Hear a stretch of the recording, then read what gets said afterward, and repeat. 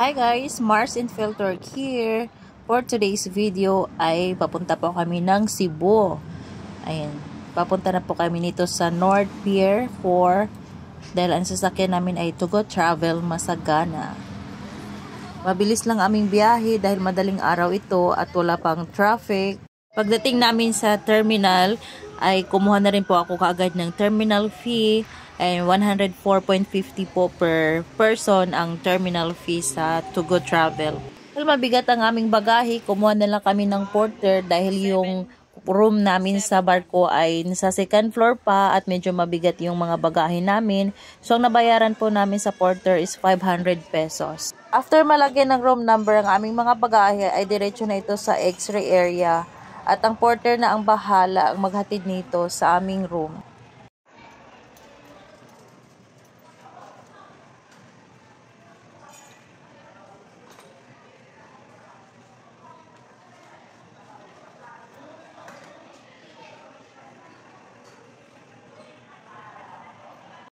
At pagkatapos ma-x-ray ang aming mga bagahe ay nagpunta naman kami sa check-in area.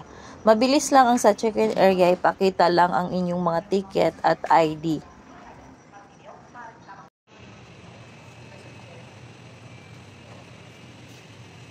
Oh, Nay. Ano, Luis? Gutom ka na? Anong oras pa? Tapos niyo mag-inasal ko ano. Pagkatapos namin mag-check-in ay nagpunta kami sa waiting area.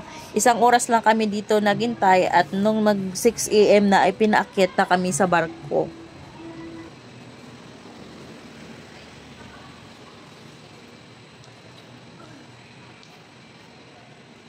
Ma-amaze ka talaga sa kanilang waiting area dahil napakalinis at organized.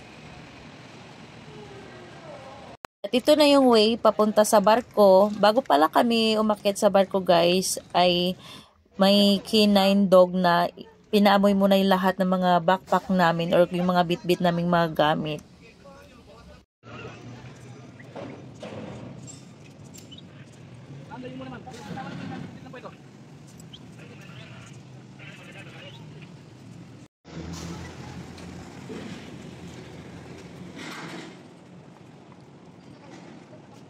Mabuti na lang at kumuha kami ng porter para sa aming mga bagahe dahil ang taas ng aakyatan na hagdanan. Pero pagpasok naman namin ng barko ay may escalator naman paakyat sa bali first floor. Ayan, medyo nakaluwag-luwag kami dito banda paakyat. At bago kami papasok ng barko, i-check naman yung ticket namin dito sa entrance. Pagpasok pa lang sa entrance, ma-amaze ka na at nasa bungad po yung mga may Miniso, Watsons, salon at nandiyan rin yung front desk. So umakyat kami nito sa taas dahil nasa taas yung room namin. Yung kinuha namin na room guys is business class for 4 dahil 4 kami. Ayan. At hindi ka rin mahirapan dahil marami silang staff at mababait, madali mo silang malapitan at matanungan. At ito pa lang itsura ng business class for 4. Ayan, hiwalay na higaan, 4 at may lagayan ng mga bagahe mo at mga bags. 4 din niya na shelves. Yung kumod pala na gagamitin dito sa room ay nirerentahan ng 50 pesos per piece. At meron din upuan, may maliit na table, may sink, may TV, so enough na para sa amin. Gusto niyo pong kunin ang inyong susi sa inyong room ay pumunta lamang kayo sa front desk at mag-iwan ng ID. Ang toilet at shower pala sa business class for 4 ay share. Pagpasok niyo pala guys ay may makikita kayong may banda rin sila. Ayan, ang gaganda ng mga boses ng singers nila dyan. Ang ganda ng napili naming room dahil malapit kami sa canteen, sa cafe at saka dyan sa may banda. At meron ding sa kantahan. Yan, pwede para mag-video okay dyan guys.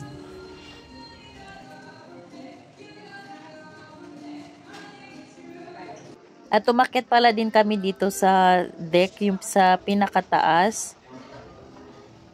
Ayan, pwede din dyan magtambay. Ang ganda ng view pag sa araw. Ayan. Oo, yan na yun. Tondo na yan.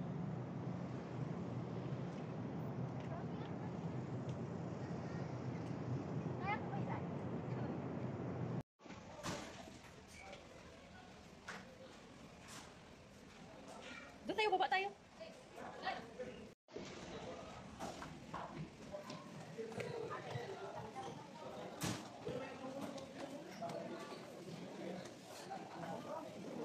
Dahil alas 9 pa ng umaga yung alis namin dito sa port, ayan, nag-ikot-ikot muna kami sa baba. Punta kami sa Miniso, sa Cultura, at tinignan namin yung may private KTV bar din po pala sila dito sa loob. Meron din sila ditong Watsons at meron din ditong salon. At kahit saan na floor ay merong charging station. So, hindi ka talaga mag-worry pag ikaw ay walang power bank na dala.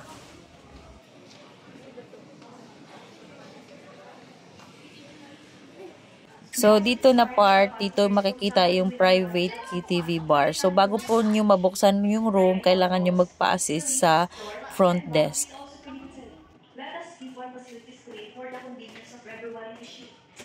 At mga 9 AM na to guys, at bumalik sila dito sa deck at ayan, in-enjoy nila yung pag-andar ng barko. Yan yung anak ko tsaka pamangkin ko, sila dalawa dyan sa deck lang. Bakit ayaw niya mag-focus na siya? Hindi siya masyadong halata.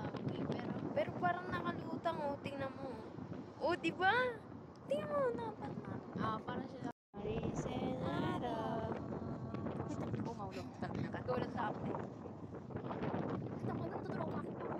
Tapos sobrang higpit. Mas mahigpit pa to sa relasyon niya eh. Ay, wala ka pala.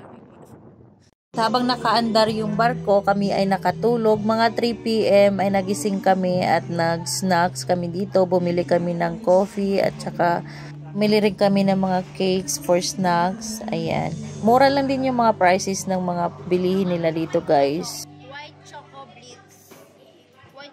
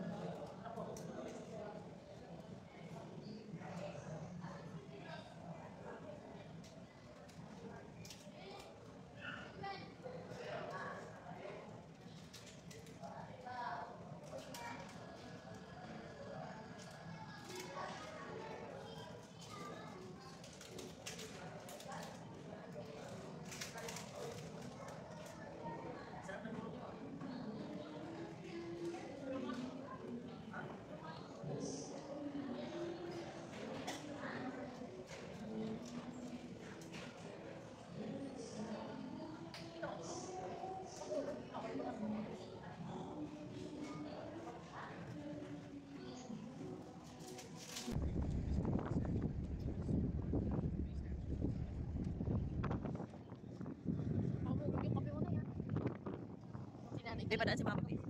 Ay, dito na lang. Paniguran. Safety. Magkape daw yung isda.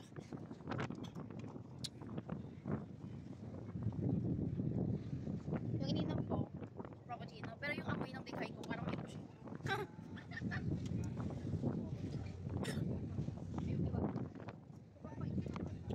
Ito rin, sobrang pait. O, hindi kayo makatulog yan mamaya.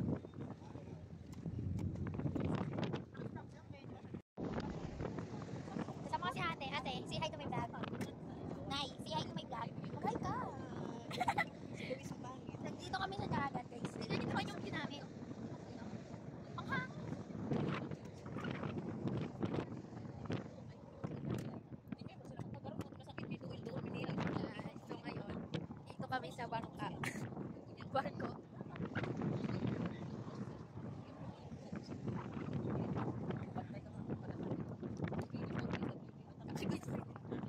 Ay, maliligo kami sa bahay mamaya. Wala si Tita Yolga. Wala magkakalit.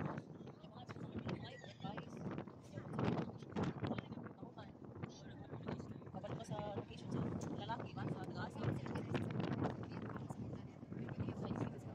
Akaba na lang. Nagpilig padala sa kuwan. Kita nyo naman ang ulo ng buhok namin. Matigas na to. Promise. Matigas na to buhok namin. Nahulog kaya rin. Kuwan. I-release sa Facebook nila.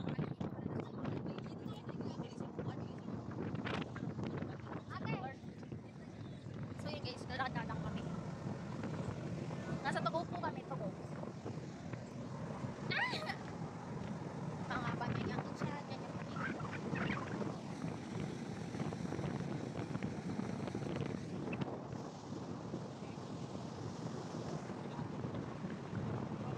Pangit dito guys, sinanay ko guys. Pangit dito. Balik ko siguro sa room. Ate!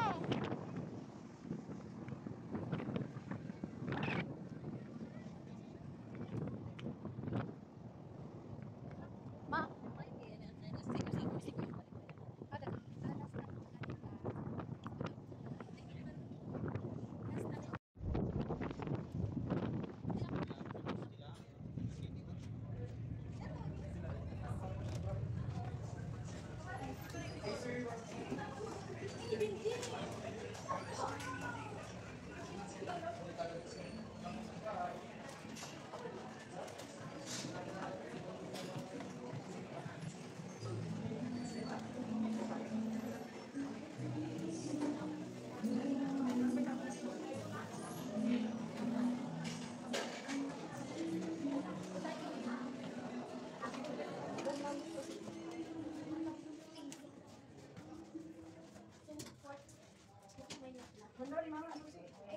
Dito kami sa Horizon Canteen.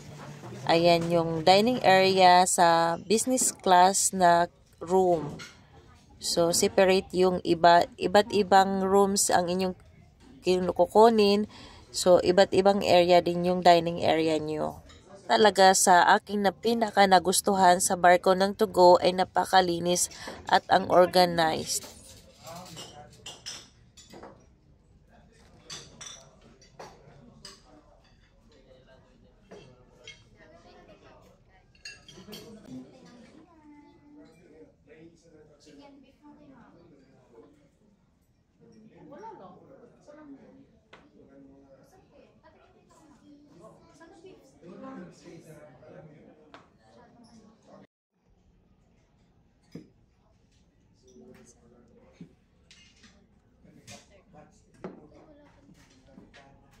Hindi mo na kayo inom ng tubig. Tsaka hindi mo na kayo inom ng hindi naman.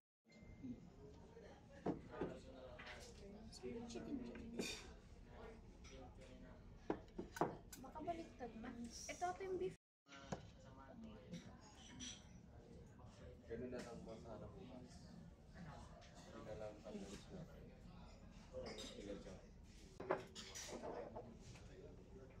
Ay, sabaw. Pray mo na ba?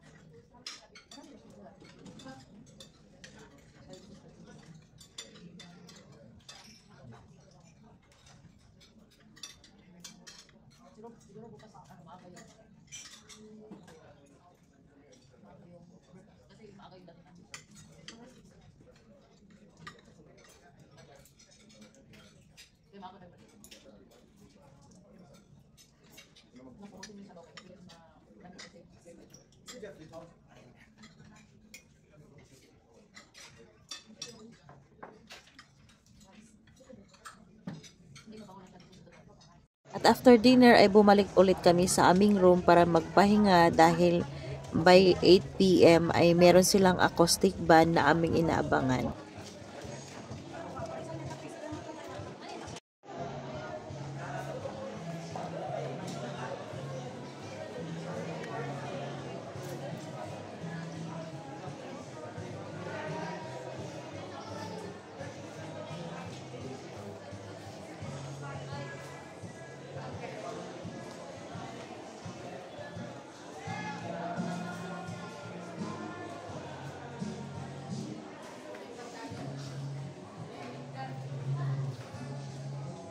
Ayan, 7 p.m. in the evening here sa barko. Nanood kami ng TV. Kakatapos lang namin mag-dinner. Maaga kaming nag-dinner. Ayan, nandito yung dalawa.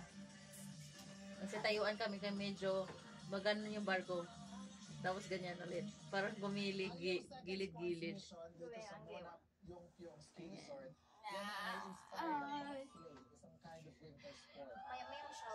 Dahil nakalimutan ko yung socket para sa pang-charge sa BP ng aking anak, ayan, naghanap kami at nakakita kami doon sa charging station.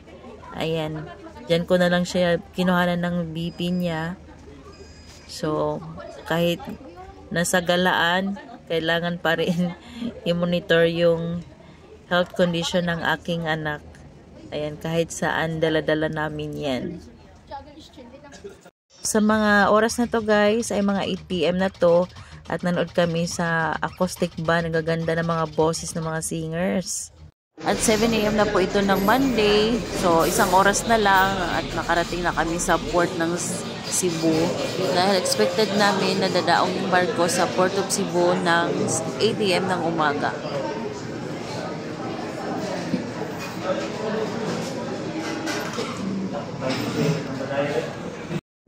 Ayan. Malapit na kaming dadaong sa Cebu.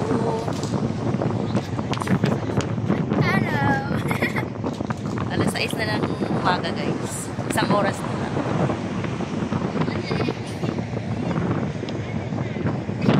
At 8:20 ng umaga, nakadaong na yung barko sa port.